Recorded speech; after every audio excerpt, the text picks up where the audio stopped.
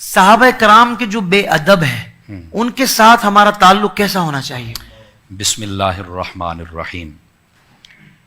نبی مکرم شفیع اعظم صلی اللہ علیہ وآلہ وسلم جیسا آپ نے ارشاد فرمایا ہے نا، ہمارے تعلقات ویسے ہونے چاہیے۔ سبحان یہ بات اللہ۔ میں اس لیے کر رہا ہوں، بسا اوقات ہم سمپلی بات کر دیں نا کہ ان سے تعلق نہیں رکھنا چاہیے، تو بسا اوقات کئی لوگ کہتے ہیں کہ جناب نہیں یار وہ بھی تو کلمہ پڑھتے ہیں، وہ بھی تو ایسے کرتے ہیں، تو نہیں یار اتنی سختی نہیں ہونی چاہیے۔ پنجابی ساڈی کہتے ہیں ہاتھ ہوڑا رکھو، ہلکا ہاتھ رکھیں۔ تو میں نے کہا یار آپ یہ بات چھوڑیں، مولوی صاحب مجھے یہ بتائیں جیسے ہاتھ حضور نے رکھا ہے ویسے رکھ لیں؟ سبحان اللہ۔ کیوں حضرت شاہ صاحب ویسے رکھ لیں؟ ہاں جی ویسے رکھ لیں۔ میں نے کہا بیٹا تو یہ بھی برداشت نہیں کر سکے گا۔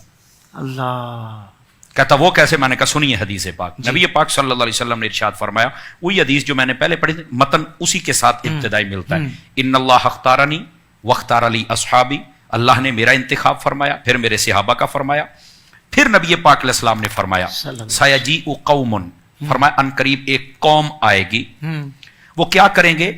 فرمایا کہ یسبون اصحابی وینتقصونہم، میرے صحابہ کرام کو گالیاں بھی دیں گے اور ان میں سے نقص اور عیب نکالیں گے۔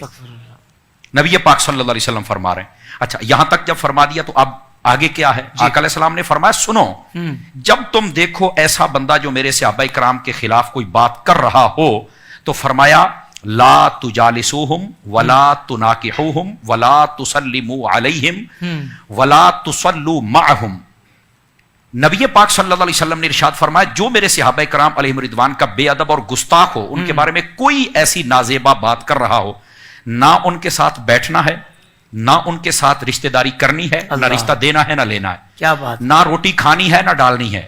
میں کھلانی ہے بھی کہہ سکتا تھا، یہ بھی کہہ سکتا تھا، نہ روٹی کھانی ہے نہ ڈالنی ہے۔ اس سے بہتر ہے کسی کتے کو ڈال دو، کم از کم تمہیں بھونکے گا تو نہیں نا۔ کیا کہنے تو نہ روٹی کھانی ہے نہ کھلانی ہے، نہ ان کے ساتھ نماز پڑھنی ہے نہ ان کے پیچھے پڑھنی ہے، مر جائیں تو ان پر نماز جنازہ نہیں پڑھنی ہے۔ ہمیں لوگ کہتے ہیں نہیں مرنے کے بعد تو یار کچھ نہ کہو نا، مرنے کے بعد، میں نے کہا مرنے کے بعد پھر اپنی ولدیت کی جگہ ابو جہل لکھ لینا، وہ بھی تو ماری گیا ہے نا، اپنی ولدیت کی جگہ یزید کا نام لکھو، مر ہی گیا ہے نا۔ شرم نہیں آتی ہے تم کو یار؟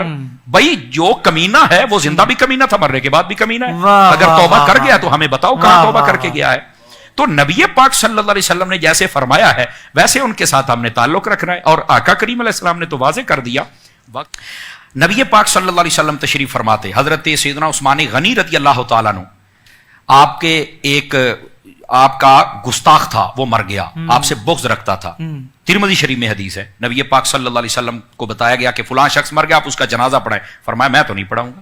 حالانکہ مشکا شریف پڑھ کے دیکھیں، حضرت شاہ صاحب تشریف فرما ہے، حضور نے فرمایا جب تم میں سے کوئی فوت ہو جائے تو مجھے بتانا، میں جنازہ پڑھاؤں گا، جس کا میں جنازہ پڑھاؤں گا اس کی قبر نورانی ہو جائے گی، اس کی قبر میں نور جائے گا۔ جنازہ پڑھانے سے قبر نور والی ہو رہی ہے، اس کا مطلب ہے نور والے نے پڑھائی ہے تو نور والی ہو رہی ہے نا جی۔ یہ ایک موضوع ہی الگ ہے، وہ انشاءاللہ موقع ملا زندہ رہے تو اس پر بھی بات کریں گے۔ نبی پاک صلی اللہ علیہ وسلم کو بڑی چاہت رہتی تھی میں جنازہ پڑھوں، آج جنازہ دروازے پر آیا، فرمایا ہم نہیں پڑھیں گے۔ یہ لنڈے کے مفکر ہمیں بتاتے ہیں کہ تم فلانے کا جنازہ نہیں پڑھتے، فلانے کا نہیں پڑھتے۔ میں نے کہا بیٹا ویسے ہاتھ رکھو جیسے حضور نے رکھا ہے، تم سے نہیں رکھا جائے گا، یہ اصل حقائق ہے۔ آپ نے جنازہ نہیں پڑھا، کیوں؟ وجہ بتائی کہ میرے عثمان سے بغض رکھتا ہے۔ میں نے کہا عثمان سے بغض رکھے، اس کے ساتھ یہ تعلق رکھنا ہے، نہیں جنازہ پڑھنا اس کا، سمجھ آئی؟